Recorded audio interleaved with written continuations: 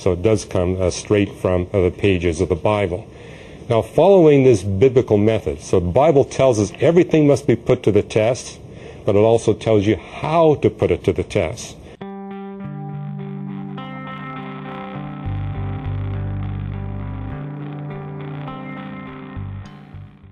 And when you do that, this is the order of events you get for Genesis chapter 1. Genesis 1:1, in the beginning God created the heavens and the earth.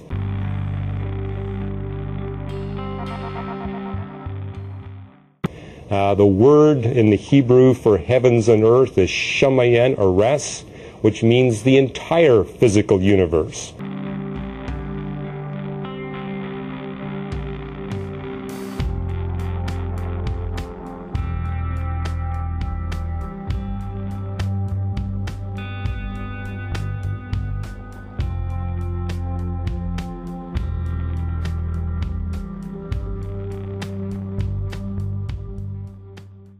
The Hebrew word for earth has 5 different literal definitions.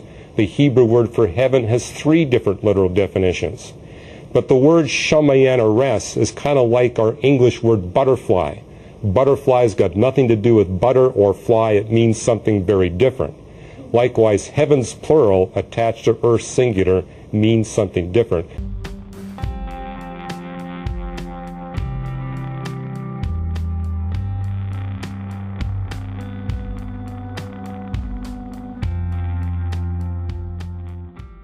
It means the entire physical universe encompassing all matter, energy, space, and time. In the beginning, God created. The verb there, bara, means to create something brand new that never existed before.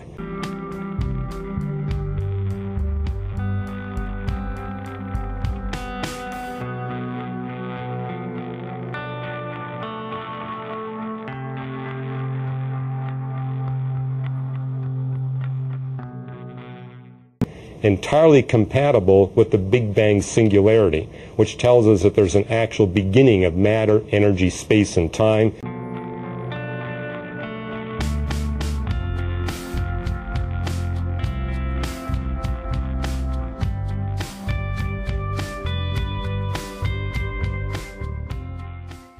Genesis 1 starts off with that claim.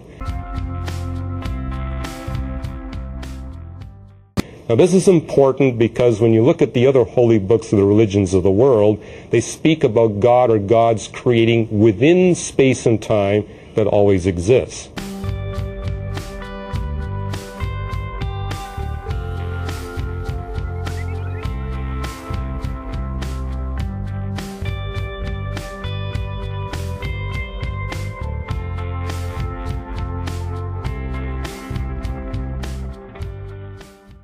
The Bible gives a radically different message, that God creates independent of space and time. And so space and time are created when God creates the universe.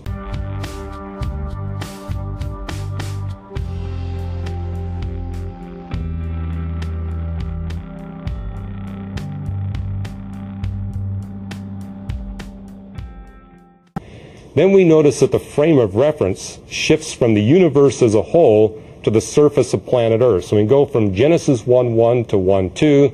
It shifts our point of view from the universe down to the surface of planet Earth.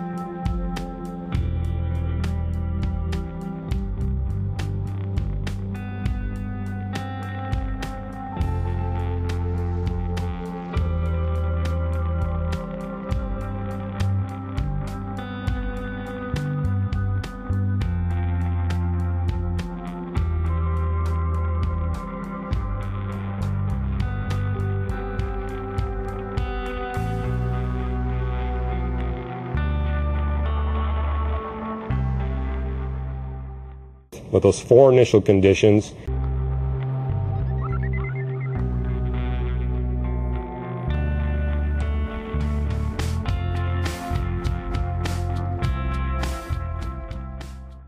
And then we begin with the first creation day, let there be light.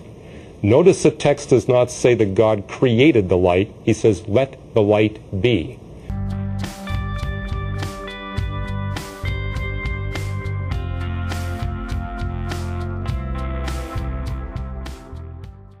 It's dark on the surface of the waters because the light of the universe is not able to come through the atmosphere of planet Earth to penetrate to the waters.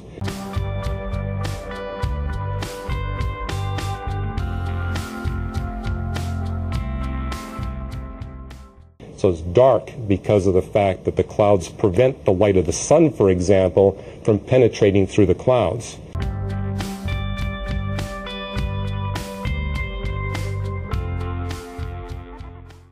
But let there be light is a statement of how God transforms the earthy atmosphere of planet Earth so that that atmosphere is no longer opaque to light, but is transparent or translucent for light.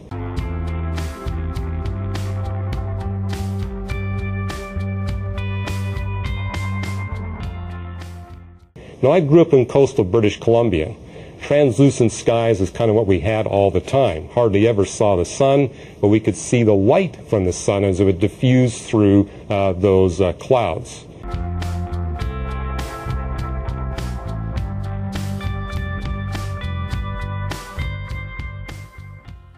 So that's what happened on creation day 1. Let there be light. God transformed the atmosphere.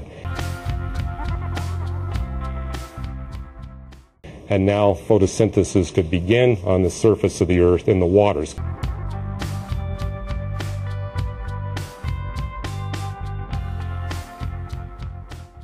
Keep in mind, there's water over the whole surface of the earth, no continents at this point.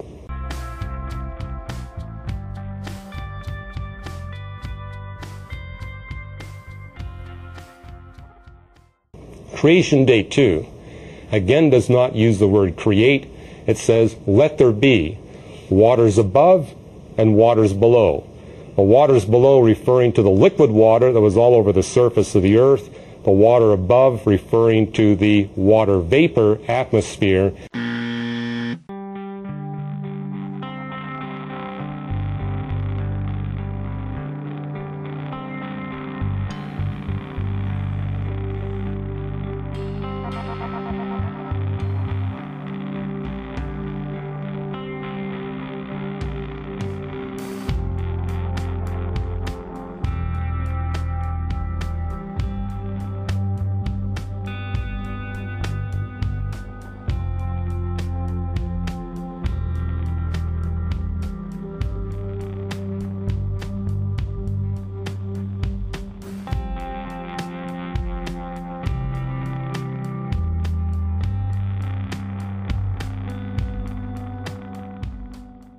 And this is a statement of God setting up a stable water cycle, where you got water in the atmosphere above, liquid water below, and they circulate one from the other. And this is something that was critical that God performed, a miracle, in order to prepare for the watering of the future continental land masses.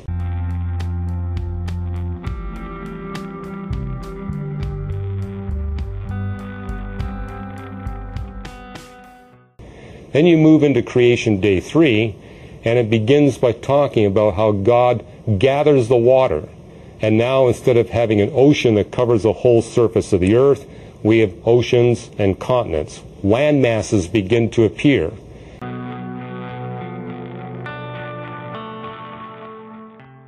And then dasha, let the land masses produce plants.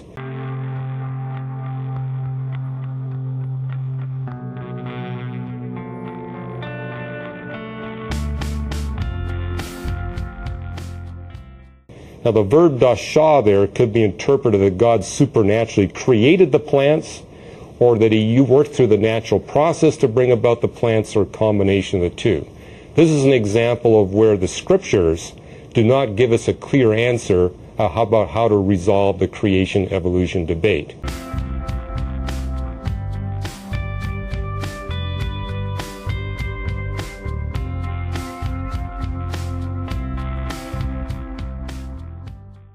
However, you'll be hearing in further lectures that indeed it was supernatural intervention, not simply God working through the natural process to bring about these plants upon the continental land masses.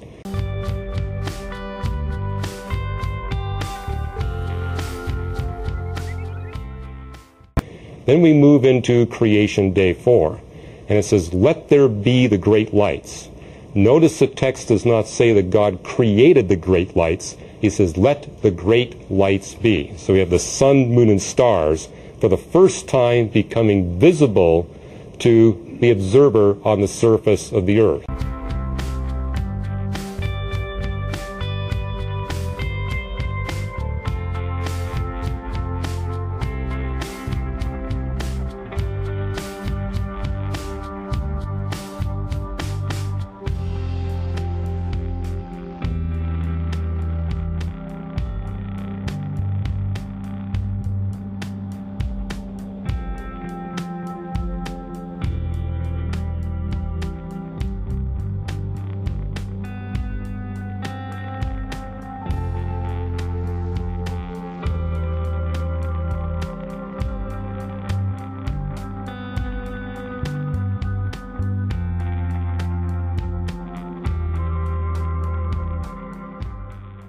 In other words, this is when the atmosphere gets transformed from being permanently translucent to at least occasionally being transparent, where observers can now see the objects responsible for the light.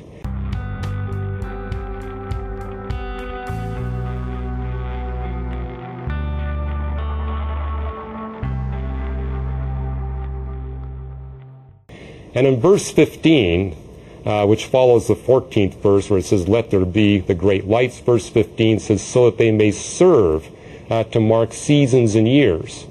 And for whom? Well, for all the creatures that are going to show up on creation days 5 and 6.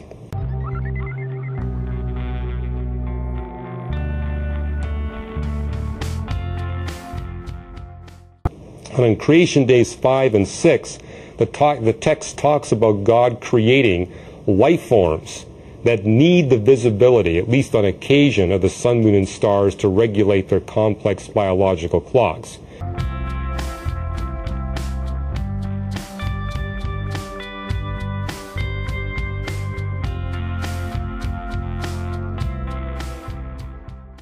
And that would apply to anything more advanced than a clam.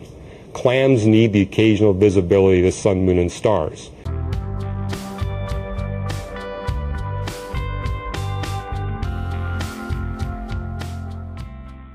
And so before the 5th creation day, we have these more primitive creatures.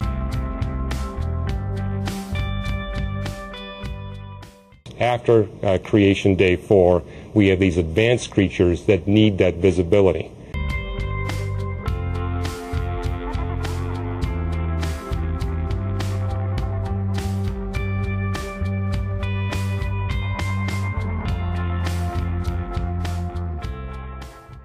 Then we have the 16th verse, which says, "So God made the sun, moon, and stars," but the verb "saw" is in the completed form, letting us know that the sun, moon, and stars were completed before the 4th day. It doesn't tell us exactly when, but that God had created them previously to that 4th creation day. Genesis 1:1 would tell us in the beginning, before the 6 creation days.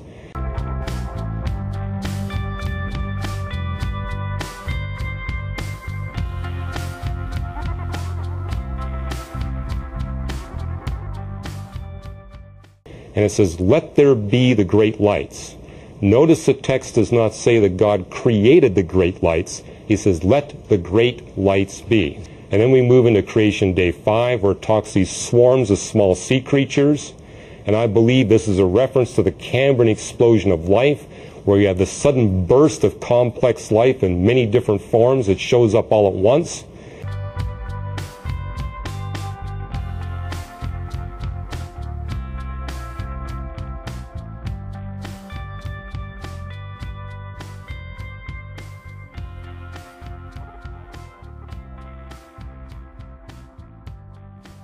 And then it talks about God creating birds and sea mammals towards the end of creation day 5.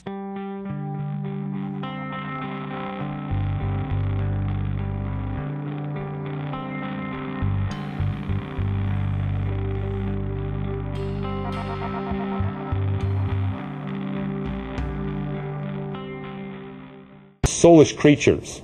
In other words, what we have is simply physical life for the first 4 creation days, Creation Day 5 is the first time that we see soulish life.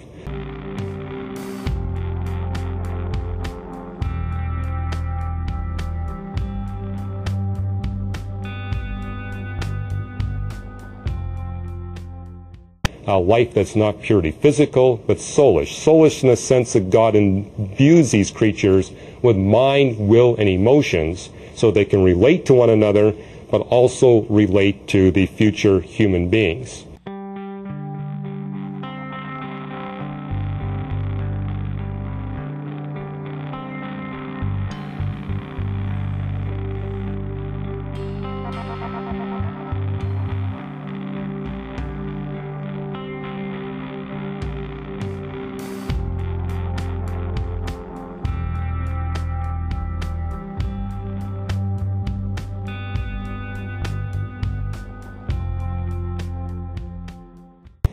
And then in Creation Day 6, it talks about how God creates 3 specialized kinds of land mammals. Creation Day 5 talks about birds and sea mammals generically. Creation Day 6 does not talk about land mammals generically, but rather focuses on 3 specialized kinds of land mammals, those that God specifically created to cohabit the planet with humanity.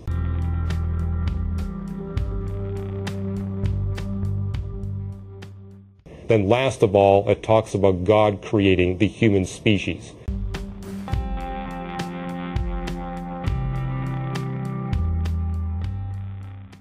Male and female. And it uses asa bara, just like with the soulish or these soulish creatures. When God created the soulish creatures, there's something about them that he manufactured supernaturally, but there's something in them that's totally brand new.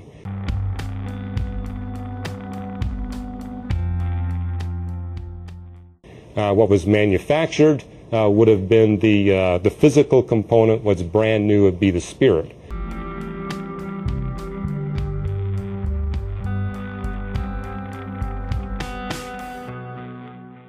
Well, likewise with humanity. We are supernaturally manufactured by God from the dust of the earth, from what previously existed, but there's something in us that's brand new. We're the only species that God created, according to Genesis 1, that's body, soul, and spirit.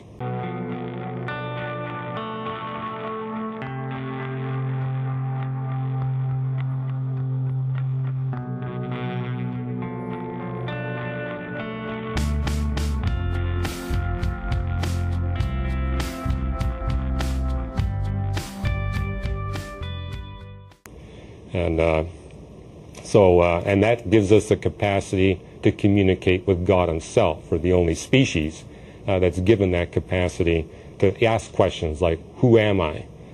Who created me? Why am I here? How can I have a relationship with my Creator?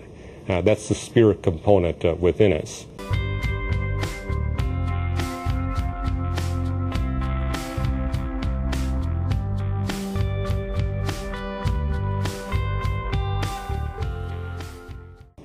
Now, as a young man of 17, it kind of took me about 4 hours to figure all that out.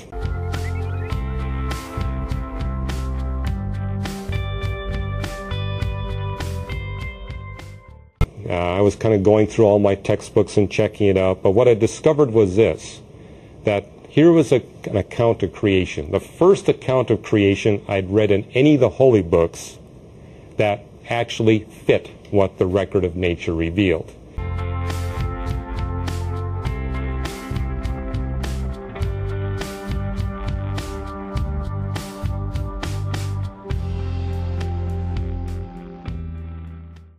When I was 9 years old, I read a book on creation myths.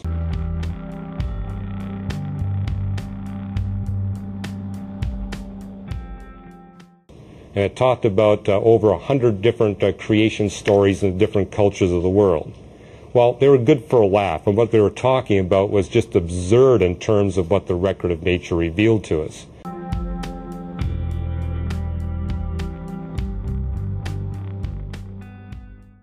But the one that came the closest to what the actual record of nature was revealing was the Enuma Elish of the Babylonians.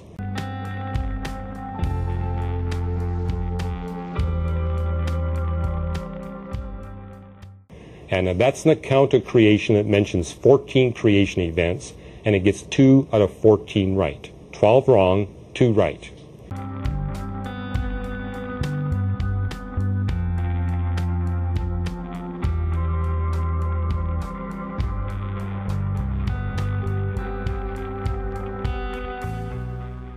And I figured if the universe indeed has a beginning, there must be a beginner.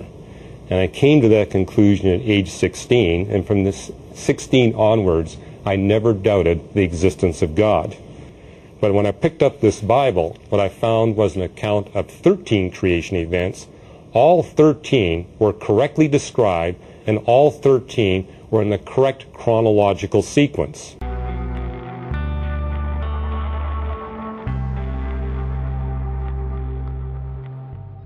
But in the Bible, we have 25 different accounts of creation. Now, the probability of Moses getting it in the correct order, even if he was given the correct information, that probability would be 1 chance in 13 factorial. That's 1 chance in 13 times 12 times 11 times 10, 9, 8, 7, 6, 5, 4, 3, 2, 1. You can figure that out while you're listening to me. It's a very small probability.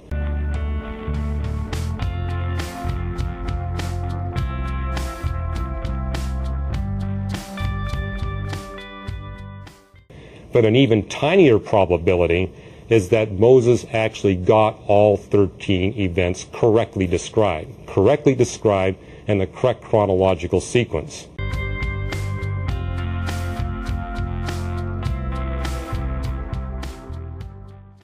So at age 17, that was my first clue that this book may be different from the other holy books, and that it could actually be a communication from the being that created the universe.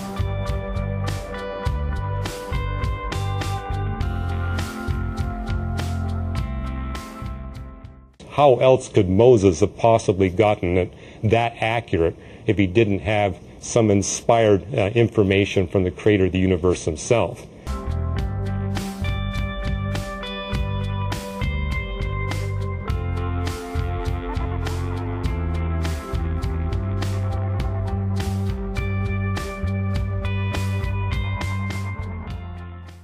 But I kept on going, and what I discovered as I kept moving is that there are many creation accounts in the Bible. In fact, there are 25 chapter length or longer creation accounts in the Bible.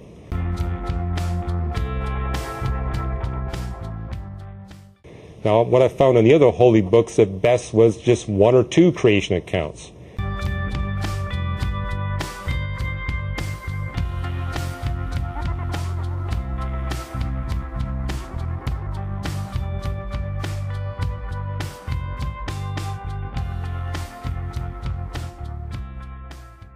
Here I found 25. So here was an opportunity for me to put to the test my interpretation of Genesis 1.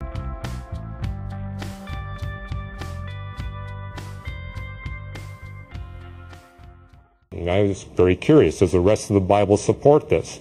And so I began to go through these texts and actually try to put my interpretation to the test.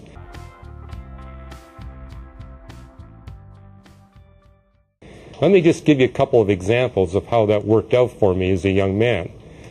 Job 38 and 39, for example, take you through all the events of the 6 creation days.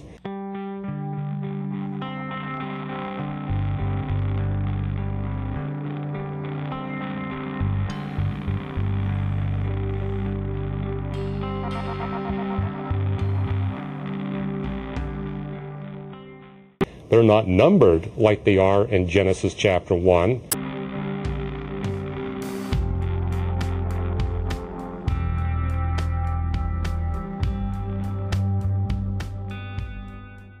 But it literally describes all the events and actually gives us more scientific detail about the events of the 6 creation days than you find in Genesis chapter 1.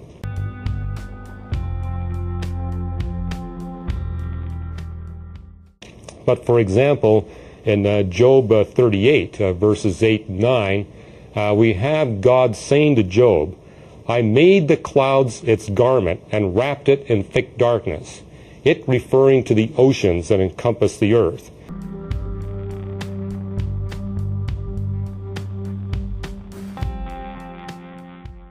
So what it's telling us here in Job 38, that the reason why it was dark on the surface of the waters of the earthy planet Earth is because God had wrapped the planet in this blanket that kept it dark.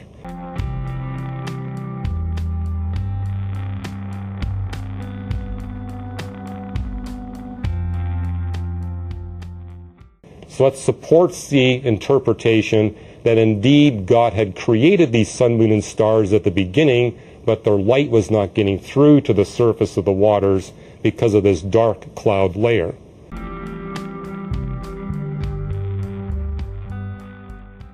So whereas Genesis 1 implies it, what we see in Job 38 is an explicit statement supporting that interpretation.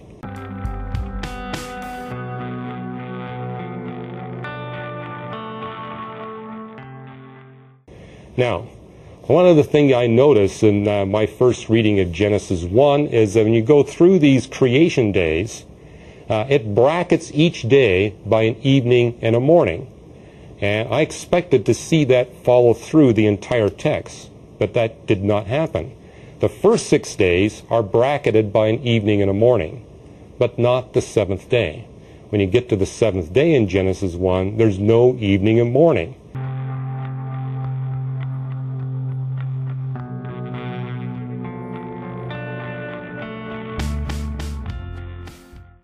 And so, reading that for the first time, I said, then we must be in the seventh day if indeed there is no start point and end point described in the text for the seventh day. We must still be in the seventh day. That's why there's no evening and morning for the seventh day. The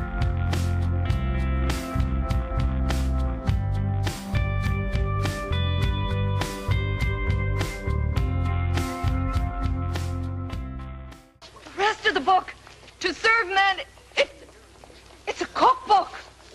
Well, when you read one of the New Testament creation accounts in Hebrews 4, for example,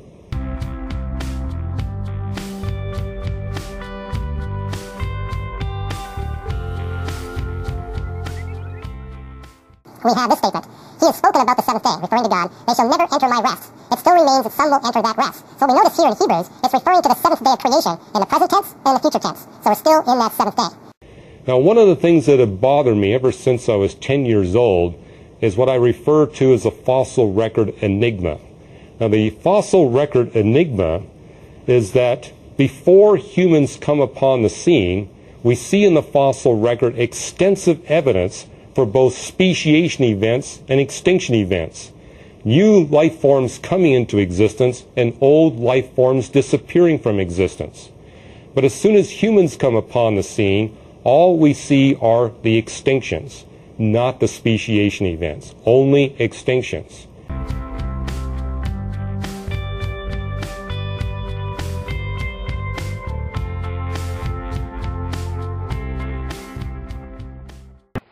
Behold, the atheist's nightmare.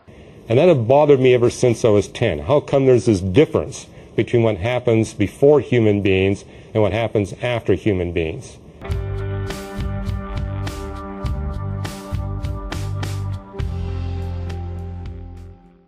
Well, I got a very satisfying answer to that out of Genesis chapter 1. Namely, what we see in Genesis chapter 1 is that for 6 days, God creates. On the seventh day, he stops creating. He rests. So for 6 creation periods, we have God creating these new species of life. But on the seventh day, he stops creating new species of life. When he created Adam and Eve, this is when he rested from his work of creation.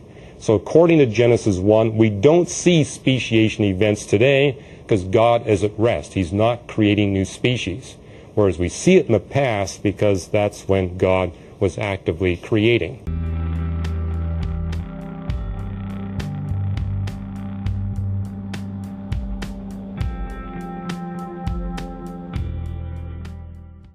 Now, Another creation account that actually takes you through all the events of the 6 creation days is Psalm 104.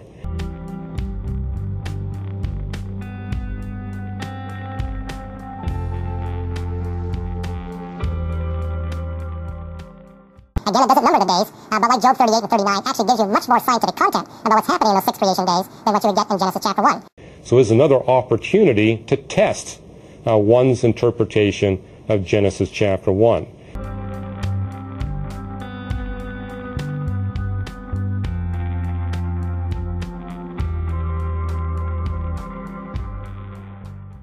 And when you see towards the end of Psalm 104 is that life dies off, but that God recreates.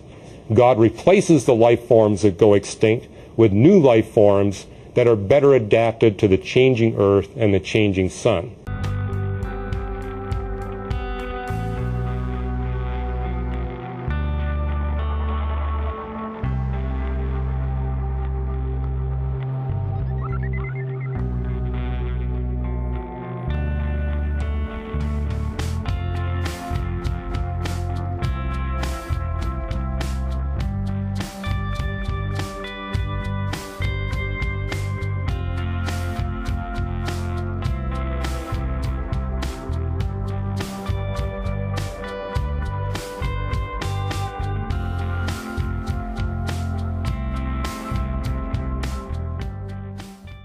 So here's an explicit statement backing up this fossil record enigma that it's the property of all life to die off or go extinct. That happens just through thermodynamics and gravity and electromagnetism. Laws of physics will guarantee that over time. But that God replaces the life forms that go extinct with new life forms by supernatural intervention.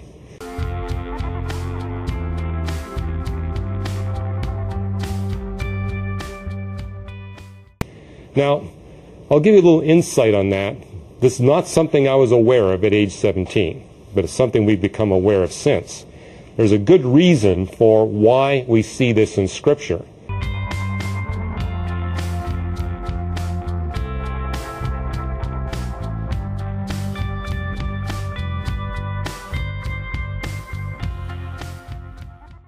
Because of what's called the faint sun paradox.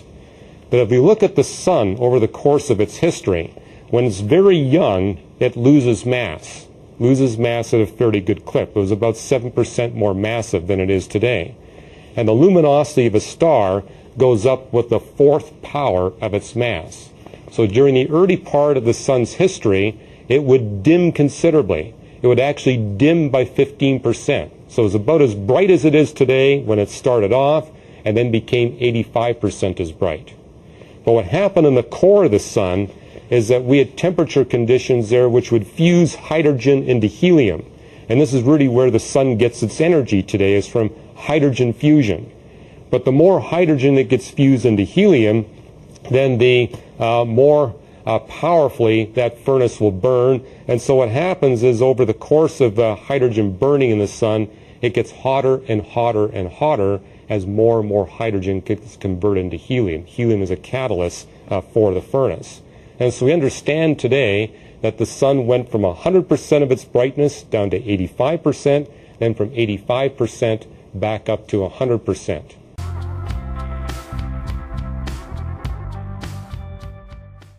Now, life can only tolerate a 1% change in the sun's luminosity. So, well, how did God deal with this?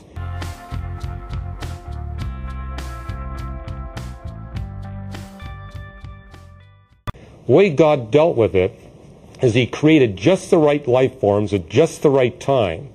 So those life forms would pull greenhouse gases out of the atmosphere or add greenhouse gases to the atmosphere. And by controlling the atmosphere by the different life forms that God creates, He is able to keep the surface of planet Earth at the ideal temperature for life throughout the entire history of life here on planet Earth.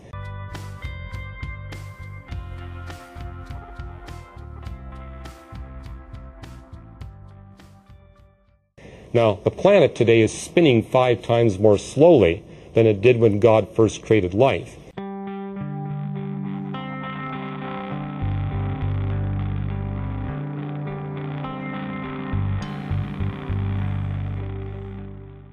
And so that kind of explains why we only see bacteria first. Bacteria can handle a 4 or 5 hour rotation rate. We can't.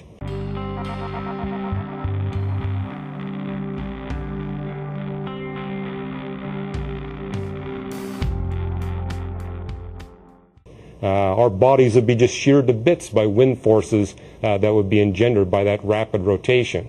And so we see here in Psalm 104 is a God understanding exactly how the physics of the earth and the sun will change over time, creates exactly the right life forms at just the right time and just the right diversity and abundance in order to keep everything perfectly balanced for life here on planet Earth.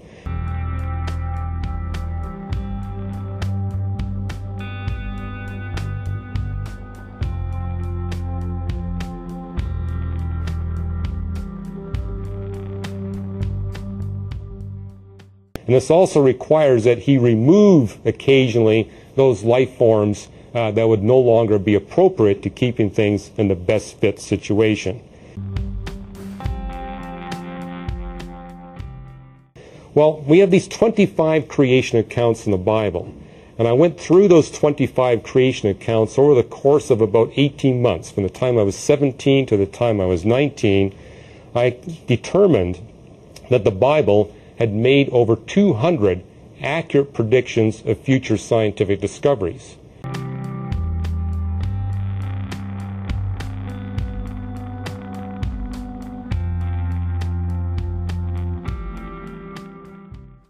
Keep in mind, for example, the Bible speaks in 11 different places of a continuously expanding universe from the creation event where you got this beginning of space and time.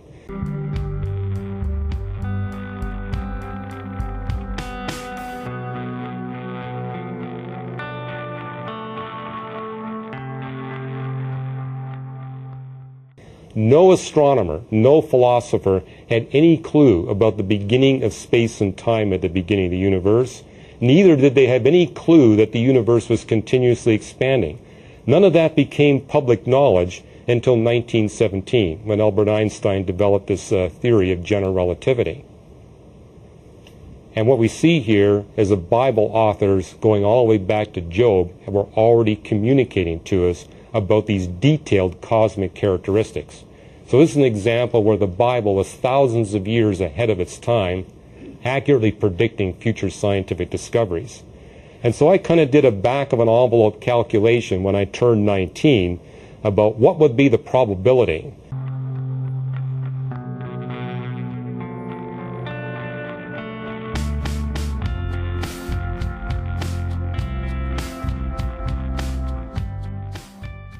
that these Bible authors could predict these future scientific discoveries without any inspiration or knowledge or communication from the God that created the universe. And I determined that that probability had to be much less than 1 chance in 10 to the 300. Now that's 300 zeros after the 1. And that same week at the University of British Columbia, our physics professor had given us the assignment to calculate the probability that one of the students in the class would be killed by sudden reversal of the second law of thermodynamics. It was a class in statistical mechanics.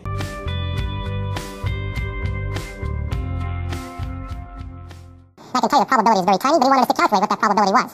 And I'm going to try to help you get through that. In this auditorium here, we have quadrillions of air molecules.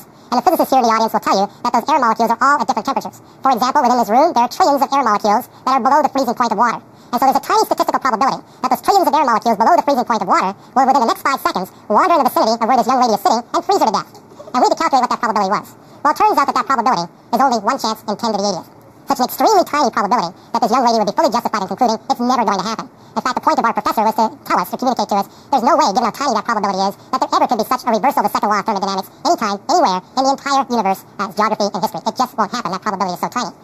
Well, what I realized is that I had just demonstrated to myself that this book we call the Bible is at least 10 to the 200 times more reliable than the second law of thermodynamics.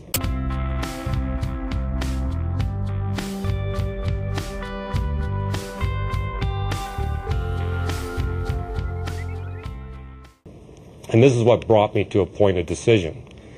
I realized that it was not rational for me to trust my wife moment by moment in the reliability of the second law of thermodynamics and not put even greater trust and confidence in the reliability of what's written here in this book.